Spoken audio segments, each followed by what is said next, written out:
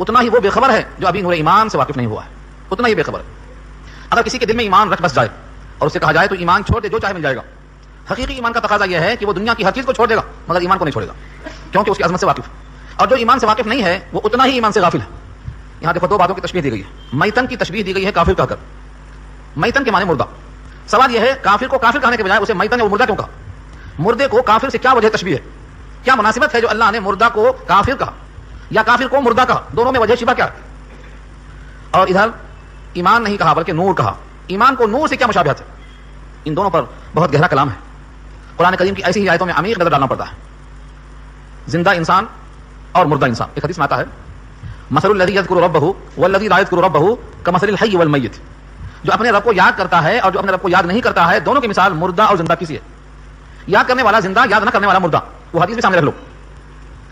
مردہ آدمی اپنے نفع نقصان سے غافل ہوتا ہے، نہ اسے غذا کام کرتی ہے، نہ دوا کام کرتی ہے، نہ چلنے پھرنے پر قادر ہے، نہ کوئی حرکت اپنے نفع کے واسطے وہ کر سکتا ہے۔ ایسے ہی جو انسان حالت کفر میں ہے۔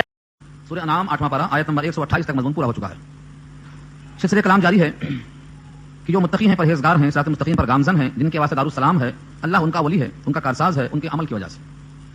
اب یہاں سے مضمون شروع ہوتا ہے کہ جس دن اللہ سب کو جمع کریں گے، وَيَوْمَ يَحْشُرُهُمْ جَمِيعًا، یوما کے معنی جس دن، یہ مفعول فی ہے۔ مفعول فی کا مطلب کوئی برتن ہے، کوئی ظرف ہے جس میں کوئی چیز رکھی جائے۔ تو یوما اس دن میں، جس دن میں لوگوں کو اللہ جمع کریں گے، تو یوما ظرف بنا، جمع ہونے کا مقام اور وقت۔ یحشرہم، حشرہ کے معنی جمع کرے، پھر ان کے بارے میں فحشرہ فنادا، جمع کیا اور پکارا۔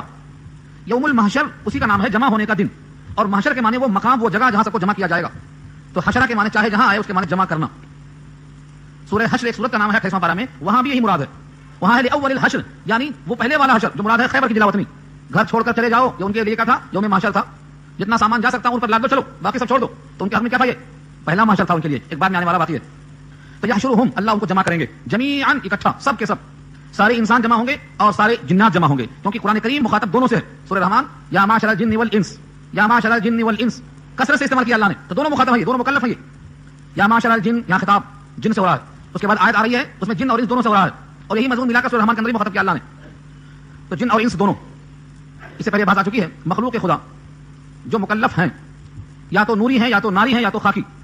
نوری آگ سے نہیں بنتے، نور سے بنتے، ان کو نوری کہا جاتا ہے، اور ناری آگ سے بننے والے، اور خاکی مٹی سے بننے والے۔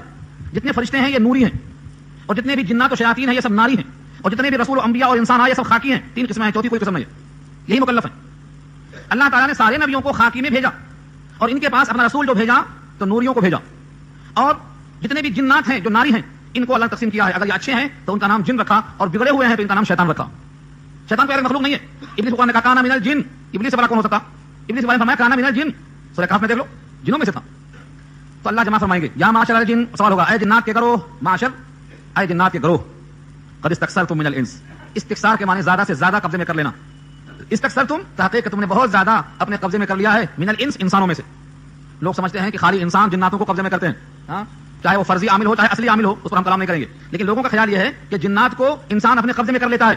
اس آیت میں غور سے دیکھنا، یہ کلام پاک ہر کے گھر میں ہے، یہ سورت کی یہ آیت ہر ایک کے پاس موجود ہے، رہنمائی کرنا اپنے علم کے ساتھ، مذاکرہ آئیے آپ بھی دیکھو، غور کرو۔ اللہ فرماتے ہیں قد استکثرتم من الانس، انسانوں میں سے تم نے بہتوں کو گمراہ کر کے اپنے قبضے میں کر لیا ہے۔ کبھی آپ نے سورہ جن میں غور کیا؟ ابھی بہت دور ہے سورہ جن، 29واں پارہ میں اللہ فرماتے ہیں بہت سے انسان جنات کی پناہ مانگتے تھے، وَأَنَّا ظَنَنَّا أَن لَّن تَقُولَ الْإِنسُ وَالْجِنُّ عَلَى اللَّهِ كَذِبًا، اللہ پر جھوٹ بولتے تھے۔ اور آگے چل کر آپ پوچھیں گے سورہ جن ہی میں بہت سے انسان کہا کرتے تھے کہ ہم جنات کی پناہ چاہتے ہیں اس وادی کے ہولناکیوں سے، ان کو وہ شیاطین اور وہ جنات پناہ دیا کرتے تھے۔ سورہ جن میں ایک واقعہ بہت تفصیل لکھا ہے، مگر میں یہاں اس کو لاؤں اگر تو بات ادھر چلی جائے گی جنات کی طرف۔ ہمیں صرف دکھانا یہاں اتنا ہی ہے کہ جس طرح انسان جنات کو قابو میں کرتے ہیں، ایسے ہی بہت سے جنات انسانوں کو بھی قابو میں کر لیتے ہیں، لیکن ڈرنے کی بات نہیں ہے۔ اللہ نے واضح کیا ہے کہ جو شیطان کو سگنل دیتے انہیں پر قبضہ کرتے، سب پہ قبضہ نہیں کر سکتے۔ انه ليس له سلطان على الذين امنوا وعلى ربهم يتوكلون، جو بھروسہ اللہ پہ کرتے ہیں، مومن ہیں، متقی ہیں، پرہیزگار ہیں، ان پر تیرا زور نہیں چلنے والا ہے۔ ان پر زور چلے گا جو شیاطین کے ساتھ ساتھ چلتے ہیں، ان کو سگنل دیتے ہیں، جو رحمان کی یاد سے غافل ہوتے ہیں، جھوٹ بولتے ہیں، رزق حرام کھاتے ہیں، ان کے اوپر چلتا ہے اس قدم۔ یہ مضمون کلام پاک میں کئی جگہ آیا ہوا ہے۔ بہرحال یہاں دیکھیے بہت سے انسانوں میں سے تم نے گمراہ کر رکھا ہے۔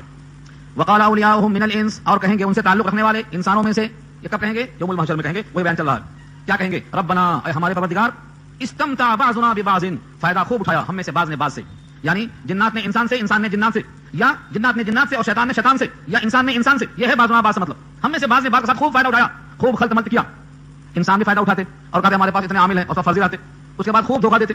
تو شیاطین سے انسان نے فائدہ اٹھایا اور انسان نے شیاطین سے فائدہ اٹھایا، یہ خوب فائدہ اٹھایا. اور آگے فرمایا وہ بلغنا اجلنا، اور ہم پہنچ گئے ہماری اجل کو. اجل کے معنی مدت، اجل کے معنی موت جو استعمال ہوا ہے اس لیے ہوا ہے کہ وہ انسان کی مدت کا انتہا ہے. اجل کے معنی موت جو استعمال ہوا ہے یہ مدت کے معنی میں. وہ بلغنا اجلنا، اور ہم پہنچ گئے ہماری مدت کو، ہماری میعاد کو، جو ہمارا دن متعین تھا ہم پہنچ گئے. کون سا؟ الذی اجلت لنا، جو آپ نے متعین کر دیا تھا ہمارے حق میں. یعنی دنیا میں بہت سے لوگوں نے فائدہ اٹھا لیا، ہم نے اسی حال میں مدت پوری کر لی اور جو آپ کا دن دیا ہوا تھا وہ ختم کر کے آ گئے.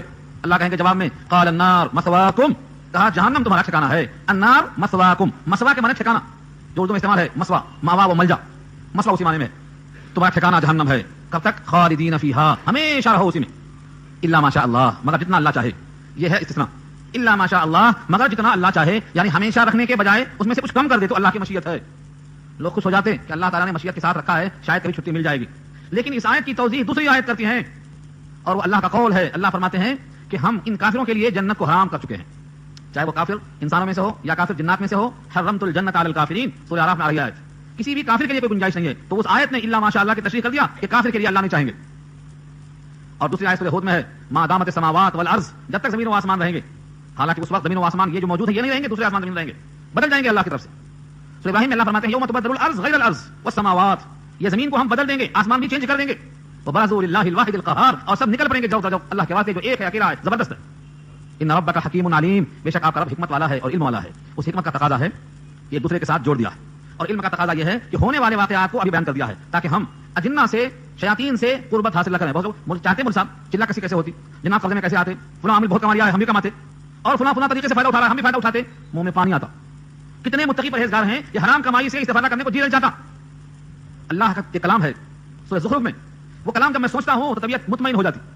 اللہ فرماتے ہیں اگر مجھے خطرہ نہ ہوتا کہ رحمان کے سارے بندے کافر ہو جائیں گے، رحمان کے سارے بندے کافر ہو جائیں گے، اگر یہ خطرہ نہ ہوتا تو میں کافروں کے مکان کو سونے کا چاندی کا بناتا.